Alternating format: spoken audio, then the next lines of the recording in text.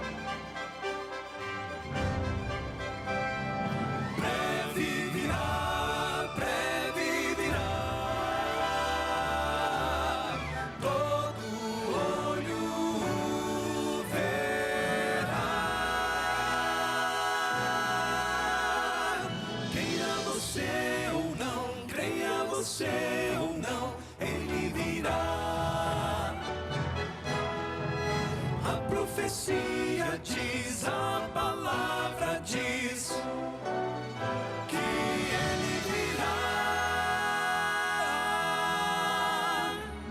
Esta é a voz da profecia, uma mensagem de fé e esperança que anuncia a volta do Senhor, porque a nossa salvação está agora mais perto do que quando no princípio cremos. Vai alta a noite e vem chegando o dia.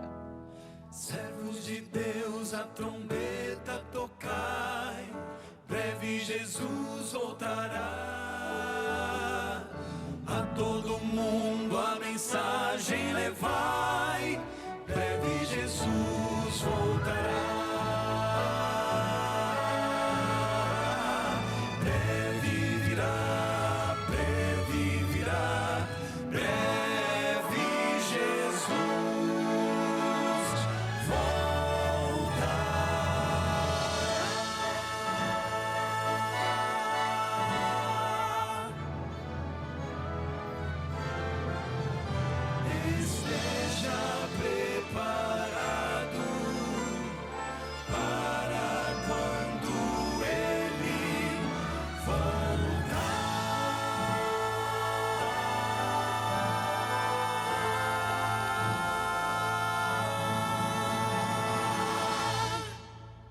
Que bom estar com você mais uma vez. Eu, Quarteto Arautos do Rei, abraçamos você. Nós que formamos a equipe da Voz da Profecia, muito obrigado pelo carinho de sua audiência, porque mais uma vez você está conosco aí. E quem sabe tenhamos hoje aí alguém que está assistindo pela primeira vez esse programa, seja muito bem-vindo. Aqui a gente estuda a Bíblia, nós louvamos a Deus, nós ouvimos testemunho, é muito bom. Seja bem-vindo, seja integrado à família Novo Tempo, em especial nesta hora ao programa A Voz da Profecia. O testemunho de hoje é internacional, vem de Angola. Você vai conhecer a Amélia e vai ver que em circunstâncias muito difíceis ela teve um feliz, um agradável encontro com Deus. Eu aproveito e abraço meus amigos queridos de Angola, porque em Angola a TV Novo Tempo tem uma grande audiência. Deus abençoe você lá do outro lado do Atlântico, você que está em Angola, você que está em Moçambique, São Tomé e Príncipe, Cabo Verde, muitos países da África acompanham a programação da Novo Tempo, mas é claro, eu abraço você também que está na Ásia, na Oceania, na Europa, países daqui da América do Sul e no Brasil inteiro. Essa é uma hora boa, hora quando nós estamos juntos outra vez. Eu quero convidar você para seguir a Voz da Profecia em nossas redes sociais, acompanhar a gente nas redes sociais, seja pelo Instagram ou pelo Facebook, @A Voz da Profecia. É um prazer ouvir seus comentários, suas sugestões, seus pedidos de oração, assim nós interagimos, isso é muito bom. Chegou a hora, já estamos juntos, no ar, A Voz da Profecia.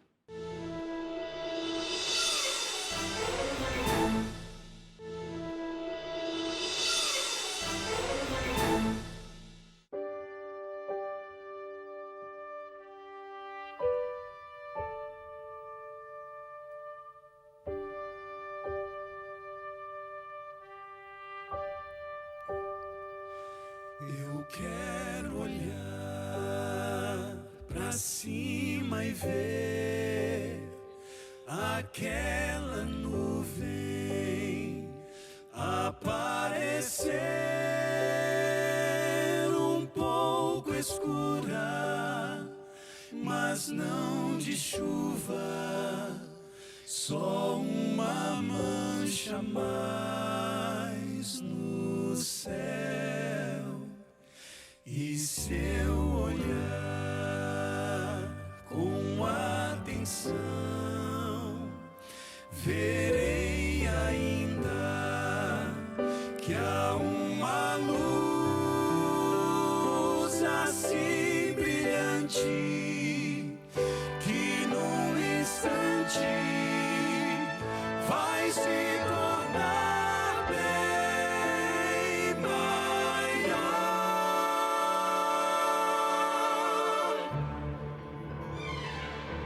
Sim, é Jesus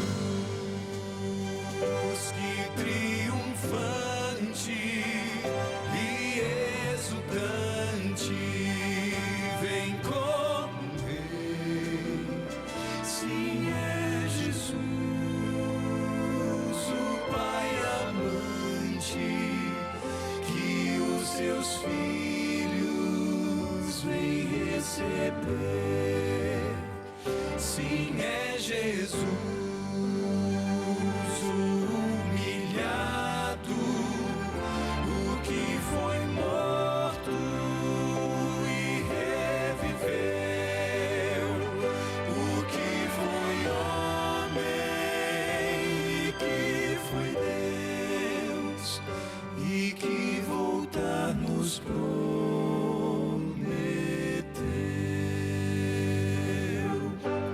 Tremam diante dele todos os povos, reinos, nações e línguas, todos o adorem.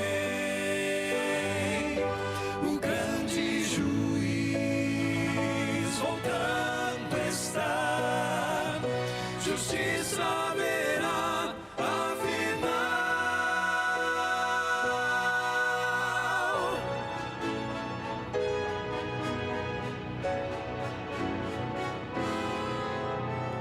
Enfim chegou quem nós aguardávamos, quem nossa alma almejou, quem nossos olhos sonharam ver, quem os nossos ouvidos sonharam ouvir. Filho de Maria, leão de Judá, estrela da manhã, vem enfim brilhar.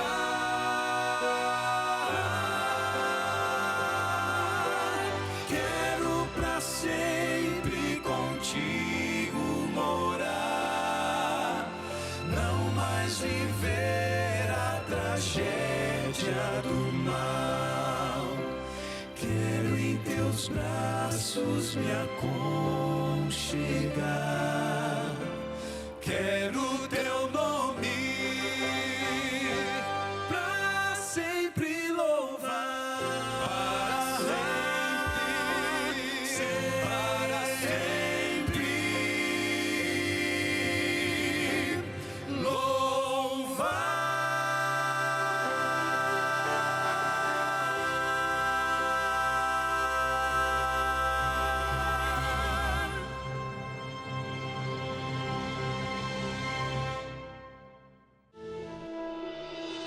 A nossa entrevistada de hoje assiste ao programa Voz da Profecia, lá de Angola. Amélia Odete Mussanda nasceu em uma família adventista e passou toda a sua vida frequentando a igreja. Mas olha, um diagnóstico inesperado a fez perceber o quão distante de Deus ela estava. Vamos conhecer essa história? Oi, Amélia, que prazer ter você aqui no programa Voz da Profecia. Oi. Amélia, eu queria que você me contasse que diagnóstico foi esse que você recebeu e que mudança que ele fez na sua vida. Bem, em 2016 fui diagnosticada com um câncer, timoma, chamam de timoma. Depois de um mês de vários exames, o doutor disse: olha, tens um tumor. Este tumor está ao lado do coração, vamos ter que abrir o tórax para poder ter acesso, para ver se ele se ramificou. Marcou-se o dia da operação. Lá na sala da operação, eu fiz uma oração e disse assim: Senhor, eu vou entrar nesta sala, não depende de mim, mas se dependesse de mim, eu gostaria que saísse bem para poder falar de ti, porque ainda acho que sou muito jovem para tudo acabar por aqui. Foi assim que a operação foi feita. Depois de um tempo, eu ouvi vozes lá no fundo: Amélia, Amélia, acorda. Acordei com dor no peito.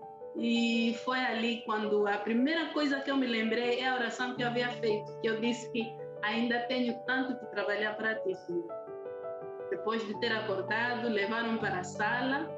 Quando fui ter com a doutora cardiologista, oncologista, ela disse: olha, infelizmente você foi tirada um câncer. Sendo assim, vai ter que fazer a radioterapia e a quimioterapia. Eu disse: doutora, não vou fazer isso. E ela disse: Amélia, tu tens que fazer, porque as reações não são iguais. O que acontece com os outros provavelmente não vai se passar contigo. Eu recebi vários conselhos e até que eu fiz, Fernanda, não foi algo fácil. Chorei muito, foi muito difícil. Eu fiquei internada quase 3 meses. 3 meses longe da família, longe do meu filho, que na altura só tinha 2 anos. Bem, uma coisa que nos ajudava, nos consolava, era a leitura bíblica. Aquilo me levou a ficar tão próximo, colocar a minha única esperança em Deus. Eu disse: aqui não tenho saída, aqui a única pessoa que pode me ajudar é Deus. Então, me levou a depender totalmente dele. E foi ali que eu percebi, eu pensei assim: mas por que Deus fez isso tudo para mim? Quando havia momentos que eu não quis saber nada dele. Amélia, e você nasceu numa família adventista, então como que era a sua relação com a fé durante a infância? Durante a minha infância toda, eu frequentei sempre a igreja com os meus pais. Pensava que ser cristã é mesmo ir à igreja, voltar, ir para casa e enfim. Mas não tinha um relacionamento direto com Deus. Mas depois do diagnóstico, eu percebi que estava tão distante de Deus, porque a minha operação foi tudo de graça. Eu fui tratada como uma princesa e eu pensei assim: mas como é que é possível um Deus fazer isso tudo para mim enquanto eu fugia dele? Quando curei, eu disse assim: Senhor, eu vou sair, todo mundo vai ter que saber de tudo que você fez por mim, mas que todo mundo. Agora ele se tornou o centro da minha vida, acima de tudo e de todos está ele. Amélia, eu quero te agradecer pela sua disponibilidade em contar a sua história aqui no programa Voz da Profecia e que Deus te abençoe. Eu que agradeço, uma bênção.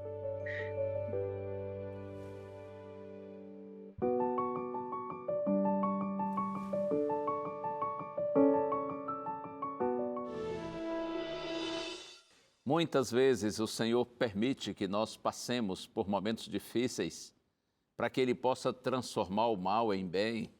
E veja na experiência da Amélia como que um momento árido, complicado, difícil, preocupante tornou-se um fator decisivo para o seu real encontro com Deus, para a sua alegria de viver de fato na companhia e na presença do Senhor. Deus abençoe a Amélia juntamente com toda a sua família. E eu tenho um presente para você que está aqui nas minhas mãos, esse curso bíblico Ensinos de Jesus. Uma revista muito linda, com conteúdo extraordinário, todo ele baseado na Santa Bíblia. A linguagem é fácil, agradável, a revista é ilustrada, muito boa. Se você desejar conhecer mais a Bíblia, aproveite essa oportunidade e faça esse curso bíblico, Ensinos de Jesus. É só você pedir para a gente que nós vamos enviar pelo correio para você. E você não vai pagar nem a revista em si, a produção da revista e também nem mesmo o envio. É tudo de graça para você. Há um grupo chamado de Anjos da Esperança aqui na Novo Tempo, eles patrocinam todos esses materiais que a Novo Tempo envia gratuitamente, porque eles creem nessa mensagem que nós estamos compartilhando com você. Se desejar esse curso bíblico, é só pedir. Você liga para a gente em horário comercial. O telefone está aí, 0 operadora 12 21 27 31 21. Outra opção é você pedir pelo nosso WhatsApp, que também está aí na sua tela. Manda para a gente uma mensagem de texto. E eu tenho um outro curso para lhe oferecer, caso você já tenha feito esse.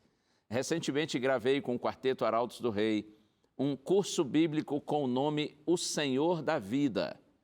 Você faz esse curso bíblico, você assiste a esse curso bíblico através do nosso site, biblia.com.br. Entre no site, biblia.com.br e inscreva-se, cadastre-se para fazer o curso bíblico O Senhor da Vida. Você vai ouvir lindas músicas do quarteto, além do nosso diálogo, da nossa conversa a respeito de 12 diferentes temas da Bíblia. Tudo preparado com muito carinho para você e para a sua família. É hora do intervalo, é curtinho, é ligeirinho. Eu vou ficar aqui, você vai ficar aí. Ó, não me deixe não, hein? Ai, ai.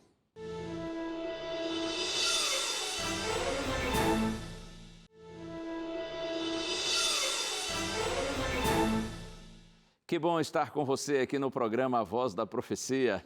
E eu quero, antes de abrir a Santa Bíblia, orar com você, pedindo ao Senhor que nos conduza, nos dê compreensão da Santa Bíblia. Vamos orar? Pai querido, louvado seja por tudo o teu nome, Senhor.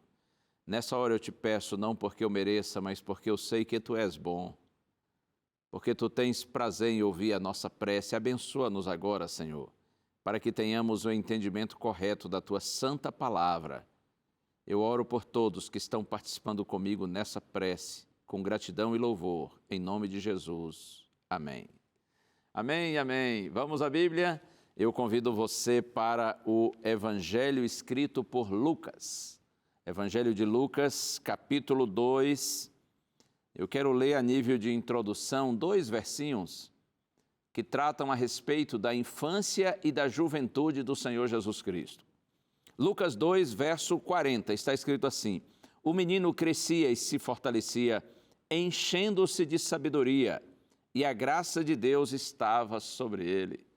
Veja que descrição bonita a respeito do desenvolvimento de uma criança. O menino crescia e se fortalecia, enchendo-se de sabedoria, e a graça de Deus estava sobre ele. Essas palavras de Lucas cobrem a infância de Cristo, até ele chegar aos 12 anos de idade. Agora eu convido você para o verso 52.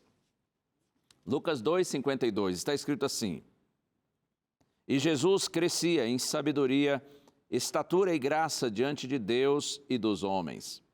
As palavras são bem parecidas com as palavras anteriores.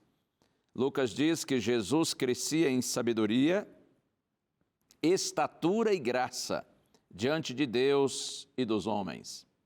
Estas palavras cobrem a juventude de Jesus e o início de sua fase adulta, de sua vida adulta. Observe que tanto a infância quanto a juventude de Cristo foram anos de desenvolvimento harmonioso de sua capacidade física, capacidade mental e espiritual. A natureza humana de Cristo e sua personalidade desenvolveram-se de uma forma normal, exceto num ponto: o Senhor Jesus jamais cedeu ao pecado. Tremendo, hein? Por mais que Jesus tenha se tornado verdadeiramente homem, mesmo na sua infância ou na sua juventude, antes de iniciar o seu ministério de pregação do Evangelho, antes de começar para valer a sua obra em benefício da humanidade, em momento nenhum o Senhor Jesus Cristo cedeu ao pecado. Tomara que esse exemplo do Mestre seja também seguido pelos nossos filhos, pelas nossas crianças e jovens, que eles também não condescendam com o mal, que eles tenham uma vida de pureza, que eles assim se desenvolvam. Eu quero ver com você agora o episódio que está relatado aqui entre esses dois versos que nós lemos, entre o verso 40 e o 52. Aqui, Maria e José vão a Jerusalém com o propósito de participar de uma festa, a festa da Páscoa, que era uma festa religiosa dos judeus. E quando eles voltam de Jerusalém para Nazaré, não percebem que Jesus havia ficado em Nazaré, aliás, em Jerusalém. Eu vou ler o texto. Lucas 2, a partir do verso 41. Todos os anos, os pais de Jesus iam a Jerusalém para a festa da Páscoa. Quando ele atingiu os 12 anos, foram a Jerusalém segundo o costume da festa. Terminados os dias da festa, ao regressarem, o menino Jesus ficou em Jerusalém sem que os seus pais o soubessem. Pensando, porém, que ele estava entre os companheiros de viagem, andaram um dia inteiro. Então começaram a procurá-lo entre os parentes e conhecidos. E agora, a partir do verso 45, está escrito: e como não o encontraram, voltaram a Jerusalém à sua procura. 3 dias depois, o acharam no templo, assentado no meio dos doutores, ouvindo-os e fazendo-lhes perguntas. E todos os que o ouviam se admiravam muito da sua inteligência e das suas respostas. Logo que seus pais o viram, ficaram maravilhados, e sua mãe lhe disse: filho, por que você fez isso conosco? Seu pai e eu estávamos aflitos à sua procura. Ele respondeu: por que me procuravam? Não sabiam que eu tinha de estar na casa de meu pai. Não compreenderam, porém, as palavras que lhes disse. E voltou com eles para Nazaré e era-lhes submisso. E a mãe dele guardava todas estas coisas no coração. Chega a festa da Páscoa. Maria e José, que eram cristãos, ou melhor, eram pessoas tementes a Deus, talvez seja melhor dizer assim, não é? Porque até então os seguidores de Cristo não eram conhecidos como cristãos. Jesus ainda era nessa época um menino, mas Maria e José eram devotos, eram tementes a Deus, adoradores do Deus de Israel, do Deus criador dos céus e da terra.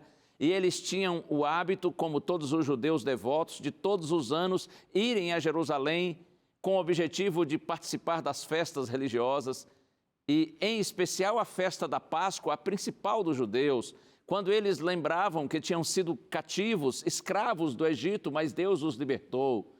A Páscoa era uma lembrança do passado, a libertação da escravidão egípcia, mas a Páscoa também apontava para o futuro.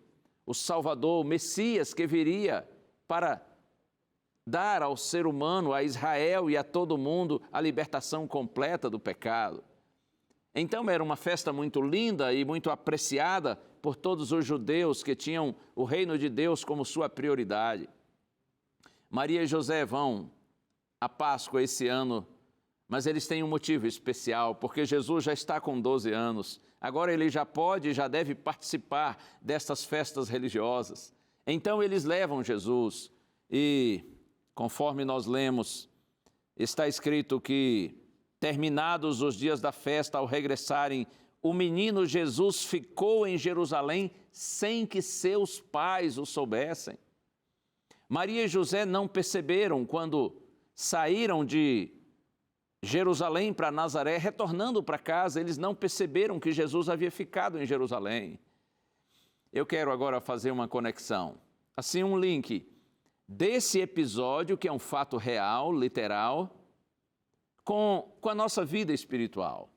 É uma aplicação espiritual para nós hoje.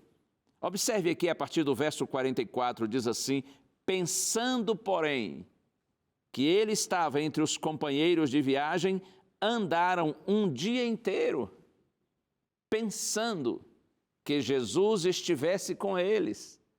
É claro que eles não o viam, mas eles pensavam assim: ok, estamos todos indo na mesma direção. Certamente Jesus está entre os coleguinhas, entre os amigos, entre os parentes, aqueles que estão viajando conosco na mesma caravana.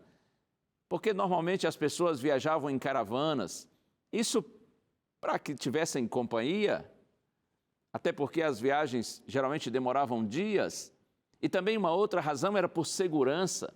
Nesses dias de festa, muitos ladrões ficavam à beira das estradas aí prontos para fazerem assaltos. Então eles viajavam em caravana.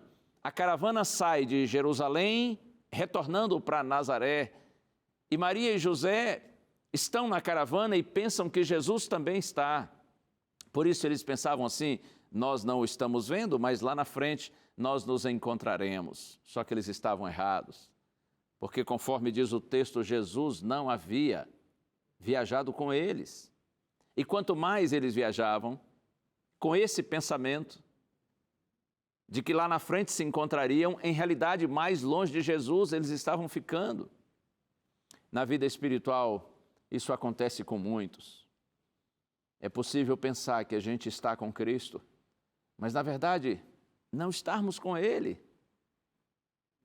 Você talvez já ouviu esse pensamento assim: todos os caminhos levam a Deus, todas as religiões levam a Deus, está tudo certo. Se falou de Deus, está legal, porque todos os caminhos estão levando para lá, estão levando na direção de Deus, todas as religiões levam para Deus. Esse é o pensamento popular, mas eu quero lhe dizer que isso não é o que a Bíblia diz. Provérbios 14, verso 12, esse eu já sei de cor. Está escrito assim: há caminho que ao homem parece direito, mas ao final dá em caminhos de morte. Repito, há caminho que ao homem parece direito, significa caminho que parece ser bom, parece ser certo, mas ao final está escrito: dá em caminhos de morte. São caminhos de morte que parecem caminhos de vida. E lá em Mateus 7, no Sermão do Monte, Jesus disse assim: entrem pela porta estreita, largue a porta, espaçoso o caminho que conduz para a perdição, e são muitos que entram por esse caminho e por essa porta. Mas, disse Cristo, estreita é a porta e apertado o caminho que conduz para a vida, e são poucos os que entram por essa porta e por esse caminho. Você compreende? Não são todos os caminhos que levam a Deus. Há caminhos de morte que parecem caminhos de vida. Há muitas artimanhas, muitas armadilhas, muita falsidade nesse mundo, e nós precisamos estar atentos quanto a isso. É possível pensar que está com Deus e não está. Se nós sairmos perguntando por aí, em nosso país, no Brasil, tipo assim: você acredita em Deus? A maioria vai dizer que sim. Até porque, de acordo com o IBGE, 87% dos brasileiros se declaram cristãos. 87% dos brasileiros, de acordo com o IBGE, se apresentam como cristãos. Então, se a gente pergunta assim: você crê em Deus? A maioria vai dizer que sim. O que você pensa sobre Jesus Cristo? Certamente muitos vão dizer: Ele é o Senhor, Ele é o Salvador. Quem sabe Jesus é meu amigo. É bonito a gente dizer isso, que Jesus é o nosso amigo. E certamente o Senhor se alegra quando nós o temos como amigo. Mas você quer ver o que Jesus diz quanto a isso? Eu vou deixar marcado aqui o episódio no qual estamos refletindo, e vou agora com você ao Evangelho de João. Evangelho de João, capítulo 15, verso 14. São palavras de Cristo. Ele diz assim: vocês são meus amigos se fazem o que eu lhes ordeno. Vocês são meus amigos, diz Cristo, se vocês fazem o que eu lhes ordeno. Em outras palavras, a prova da sua amizade comigo, verdadeira amizade, é a sua lealdade. E aqui mesmo, olha, agora no capítulo 14, verso 15, João 14, 15, se vocês me amam, guardarão os meus mandamentos. Muitos nem querem conhecer os mandamentos de Deus, quanto mais obedecê-los. Muita gente por aí que se diz cristão não quer mesmo saber da vontade de Deus. Se não quer nem conhecer a vontade de Deus, quanto mais segui-la. Essa lição, voltando aqui ao episódio de Lucas, capítulo 2, quando Maria e José pensam que estão com Jesus, quando em realidade não estão. Eu penso que essa aqui é uma grande lição para a gente. É possível que vivamos iludidos quanto à nossa verdadeira condição espiritual. E todos precisamos pensar seriamente nisso. E olha aqui, o texto diz assim, na segunda parte do verso 44, então começaram a procurá-lo entre os parentes e conhecidos, e como não o encontraram, voltaram a Jerusalém à sua procura. Eu imagino que no final do dia, primeiro dia de caminhada, de viagem de volta para Nazaré, quando a caravana parou para montar o acampamento, passar a noite ali, eu imagino José montando a tenda, a barraca da família, e Maria, quem sabe, começando a preparar ali o lanche, o jantar, e eles ficam se entreolhando e pensando, mas afinal, onde está Jesus? Porque ele já não veio estar conosco? Jesus era muito solícito, muito pronto em ajudar os pais. E aí, quando a barraca está pronta e o jantar preparado também, os dois saem pelo acampamento procurando Jesus, porém, todas as pessoas com as quais eles se encontram dizem não ter visto Jesus em momento nenhum durante aquele dia, durante a viagem. Você pode imaginar o sofrimento, a angústia de Maria e José quando constataram que o filho deles, de apenas 12 anos, não havia viajado com eles, havia ficado sozinho lá em Jerusalém, numa cidade considerada grande para aqueles dias. Eles ficaram aflitos e angustiados, mas o texto diz que eles voltaram a Jerusalém à sua procura. Não foi fácil. Eu imagino que não, quando não o viram e constataram que ele não estava com eles, eles sentiram profundamente.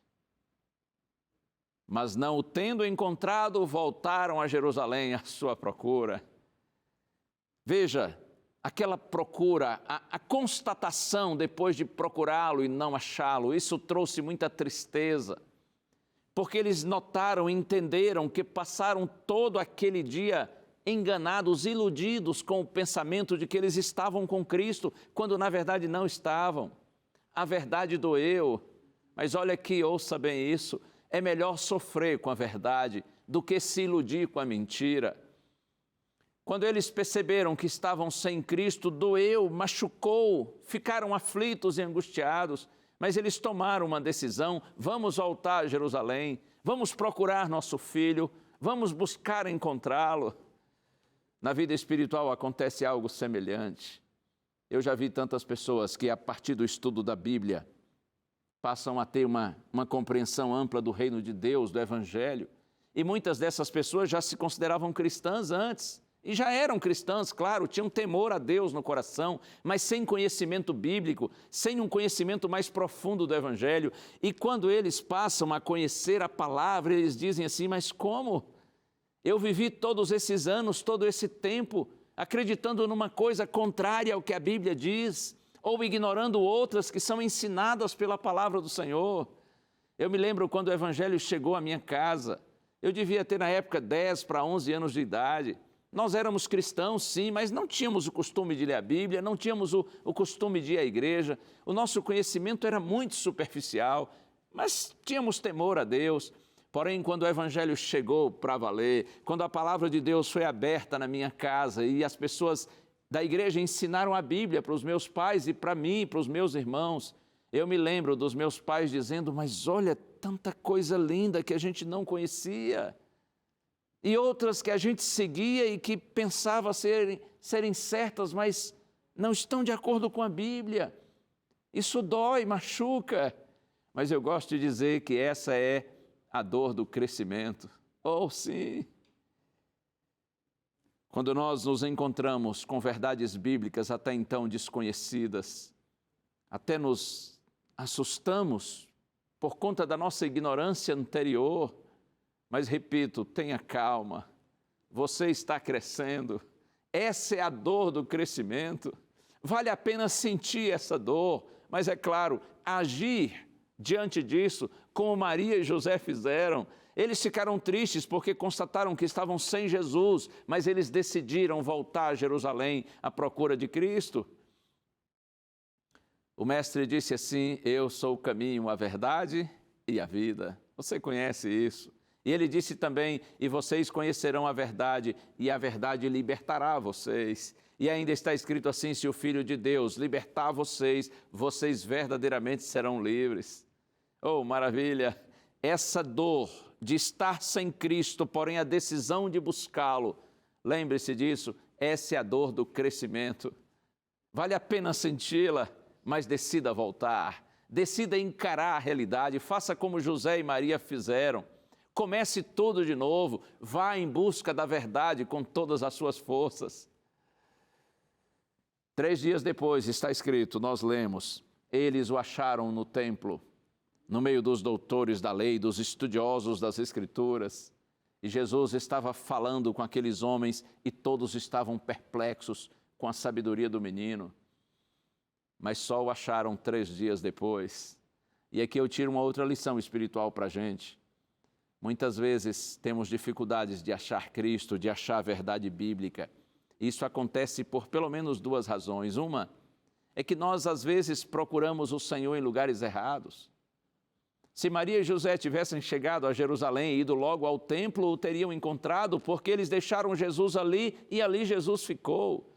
Mas eles certamente foram a outros lugares e por isso demoraram de encontrá-lo. Se tivessem ido logo no templo, teriam achado. Muitas vezes a gente demora de encontrar Jesus porque nós o procuramos em lugares errados. Lembre-se disso, o fato de mencionar o nome de Deus não significa que Deus está necessariamente nesse lugar.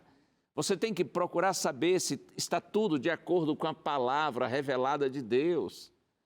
E eu louvo ao Senhor porque eu sei que todos aqueles que são sinceros na busca de Deus o encontram. A promessa do Senhor é assim, vocês me buscarão e me acharão, quando vocês me buscarem de todo o coração. Isso está em Jeremias capítulo 29, verso 13. Maria e José acharam Jesus 3 dias depois e eles se maravilharam com o encontro com Cristo. Louvado seja o Senhor, vocês buscarão e acharão, quando vocês me buscarem de todo o coração, porque todo o que busca, disse o próprio Cristo, então encontra o Senhor. Todo o esforço da procura é compensado pela alegria do encontro. O texto diz que quando os pais viram Jesus, ficaram maravilhados. Eles não entenderam direito a resposta que Jesus deu para eles, mas eles curtiram o encontro. A ampliação do entendimento vem com o tempo de convivência. Quando você encontra Cristo, você não precisa todas as respostas. Você precisa, primeiramente, curtir o encontro. E eu repito, o conhecimento, as respostas, o entendimento maior do Evangelho vem com o tempo de convivência com Cristo e com Sua palavra. Uma vez eu estava em Salvador, realizando uma série de pregações numa igreja. Na época eu morava em Itabuna, no sul da Bahia. Eu era um pastor jovem. E eu fui com a minha esposa e as nossas 2 filhas a Salvador. Elas me acompanharam nessa programação, nessa visita a Salvador. Num dos dias da semana, porque eu pregava à noite e durante o dia visitava os membros da igreja, com o meu colega pastor que cuidava daquela igreja. Num dos dias, na quinta-feira, eu combinei com o meu amigo pastor que eu daria atenção para a minha família durante todo o dia. E aí saí com a minha esposa e as meninas para a gente passear em Salvador. Nossas filhas, tenho 2 filhas, a Kathleen, a mais velha, e a Kevlin, a mais nova. Na época, a Kathleen estava para fazer 4 anos e a Kevlin estava para completar 2 anos de idade. 2 princesinhas, fofas demais. Nossos filhos são lindos, não é? As minhas filhas são lindas, assim como seus filhos também. Mas as meninas, quando eram pequenininhas, não eram fáceis. Especialmente a Kevlin, mais nova. Ela era assim, muito dada, ia muito fácil com as pessoas, dava atenção para todo mundo, ficava no colo de todos. E assim, meio sem noção, tadinha. Muito animada. E por ser muito fofinha, muito bonita, atraía realmente a atenção das pessoas. Então, quando eu saí para passear com a minha esposa e as meninas, eu combinei com a Zena, minha esposa, e disse assim, você fica cuidando da Kathleen, que era mais tranquila, e eu vou ficar de olho na Kevin, a mais nova. Naqueles dias em Salvador, aconteceu um fato terrível. Uma criança foi raptada num shopping. E depois de alguns dias ligaram para a família e disseram, olha, a criança está lá no mesmo lugar do shopping de onde ela sumiu. E quando a família voltou àquele shopping, realmente a criança estava lá, só que com um detalhe, tinham tirado alguns órgãos da criança. Imagine que coisa estúpida, absurda. Essa notícia correu pela cidade. Então eu e a minha esposa estávamos muito preocupados com nossas filhas. Às vezes eu deixava a Kevin andar assim um pouquinho, mas sempre de olho. Às vezes pegava no meu braço, aqui no colo, ou então andava com ela de mãos dadas, mas sempre atento durante aquele passeio.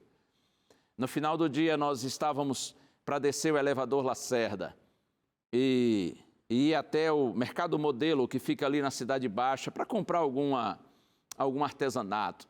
Só que quando nós chegamos para descer, os elevadores estavam parados, estava faltando energia elétrica. E aí esperamos um pouco e o lugar foi ficando muito cheio de pessoas. E aí, como a fila não andava, ficou todo mundo ali tranquilo, tal, e eu pensando em algumas coisas, já em relação à pregação que faria de noite. De repente a energia elétrica voltou, os elevadores voltaram a funcionar.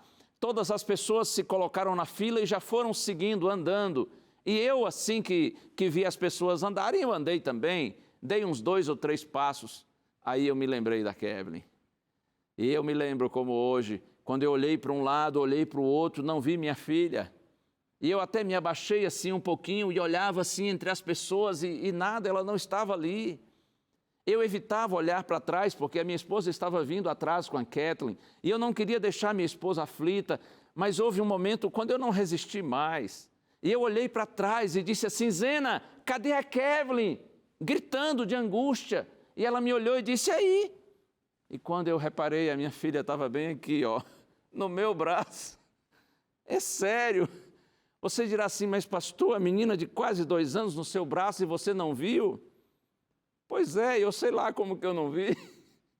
Ela estava olhando para mim como que talvez pensando assim, tadinho, meu pai é muito sem noção. Mas eu realmente não a vi, por isso que eu fiquei aflito. E as pessoas que perceberam o que havia acontecido, elas, assim, estavam sorriram muito, ficaram rindo bastante. Até a minha esposa sentiu alívio e começou a rir. Mas olha, eu não tinha vontade de rir, eu tinha vontade era de chorar. Só que agora era chorar de alegria, porque eu achei a minha filha que estava perdida. Eu dei um abraço nela, assim, muito sentido, muito apertado. Eu acho que foi o abraço mais forte que eu já dei na minha filha querida. Eu não queria naquele momento explicação. Eu só queria celebrar o meu encontro com ela. Eu só queria curtir a alegria do encontro. Oh, meu amigo, minha amiga, ouça isso. É na conexão com o nosso Criador que nós, as criaturas, descobrimos a razão da nossa existência. Quando você se encontra com Jesus para valer, você descobre que você não é um acontecimento acidental, você não é poeira estelar, nosso pai não é o acaso, nossa mãe não é a evolução. Nós viemos de Deus. Como diz Paulo pregando em Atenas, Atos capítulo 17, há um Deus que fez o mundo e tudo o que nele existe, sendo Ele o Senhor do céu e da terra. Ele mesmo é quem a todos dá vida, respiração e tudo mais. E Paulo diz assim, em Deus nós nos movemos e existimos. Oh, glórias ao Senhor! Em Deus está a nossa origem, o sentido da nossa vida e o nosso destino glorioso. Em Deus nós sabemos quem nós éramos, quem nos tornamos em função do pecado e da maldade, mas agora quem nós somos por causa da graça do Senhor Jesus Cristo que foi estendida a nós. Em Deus nós descobrimos o nosso futuro, o nosso destino. Em Deus nós sabemos quem éramos, quem somos e quem seremos. A esperança, pois nós temos um Pai de amor e eu quero convidar você para que venha viver a alegria desse encontro com o Senhor. Se em algum momento da vida você perceber que está iludido quanto à sua condição espiritual. Se você, em algum momento da vida, sobretudo pelo estudo da palavra de Deus, perceber que você não está vivendo segundo a vontade do Senhor, se isso lhe doer, machucar, está ok. Lembra, é a dor do crescimento. Faça como Maria e José, decida voltar a Jerusalém à procura dele. Decida estudar a palavra de Deus e colocar a sua vida em harmonia com a vontade do Senhor. E você vai ver que vale a pena buscá-lo. Todo esforço da procura é compensado pela alegria do encontro. Não há nada mais sublime nessa vida do que a certeza de que nós estamos vivendo no centro da vontade de Deus. Nada é mais maravilhoso do que saber que nós fomos reconectados ao nosso Criador e agora nós vivemos com um sentido, com um propósito na vida. Deus abençoe você. É hora de ouvir o quarteto. E a música é linda, suave e maravilhosa, que nos fala a respeito da graça do Senhor, essa graça que nos alcança, que nos transforma e que nos dá alegria para viver. Ouça agora, Arautos do Rei, Achei a Graça.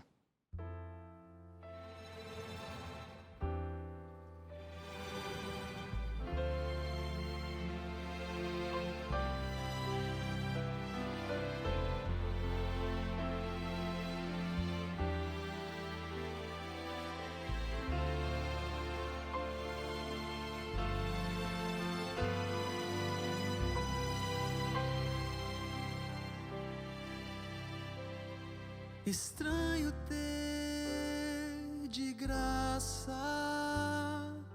algo que vale tanto, ganhar sem ter perdido, pedir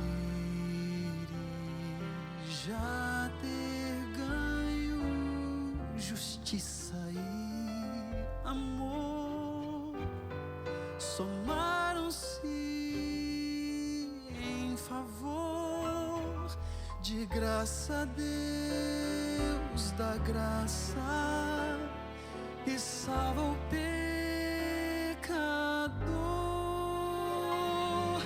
Graça, achei a graça dessa vida.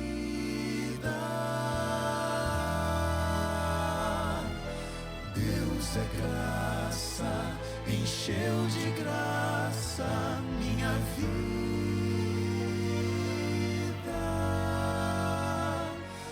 Agora sou feliz e posso cantar, sorrir e louvar.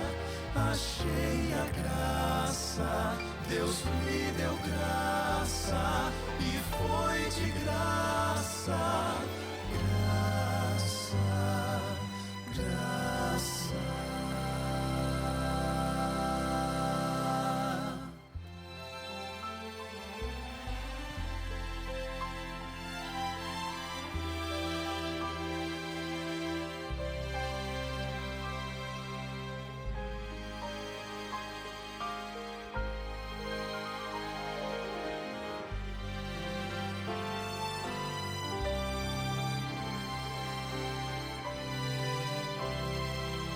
A graça não acaba, é fonte infinita, atinge a todo homem, transborda em minha vida. Que gracioso Deus, o seu perdão nos concedeu, favor, mercê do alto céu, a quem não mereceu. Graça, achei a graça dessa vida.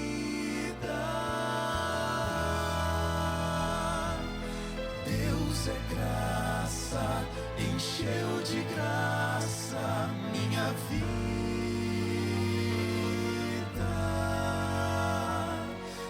agora sou feliz e posso cantar, sorrir e louvar. Achei a graça, Deus me deu graça e foi de graça, graça, graça. Graça, achei a graça dessa vida. Deus é graça, encheu de graça minha vida.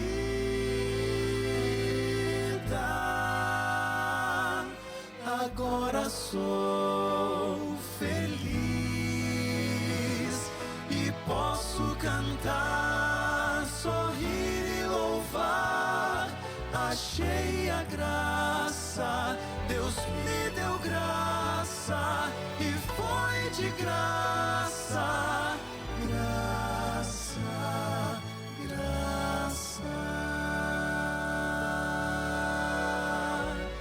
graça, graça, graça.